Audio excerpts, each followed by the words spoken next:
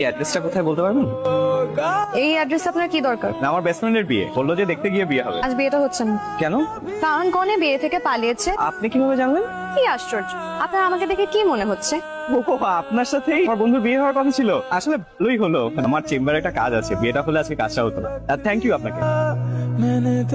খিদে লেগেছে, কিছু খেতে দাও তো। সারাদিন কিছু খাইনি। কিভাবে পানি আমাকে বলে যেতি আমার সামনে কিরকম ছোট হই। আর এভাবে না দেখে শুনে কাউকে বিয়ে করা যায় নাকি? তোকে কালকে ছবি দিয়ে গেলাম না, তুই বললি টেবিলে রেখে যাও।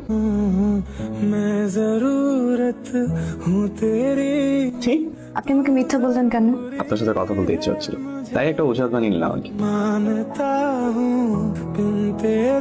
আপনি আমার অফিসে? আপনি আমার চেম্বারে যেতে পারবেন, আমি আপনার অফিসে আসতে পারবো না? আচ্ছা, কেন আসছেন বলুন। অফিস থেকে আধা ঘন্টা ছুটি নিতে পারবেন? মানে আপনি কি বিয়ের কথা ভাবছেন না, করবেন না? অবশ্যই করব, মেয়ে হয়ে জন্মেছি, মা হতে হবে না?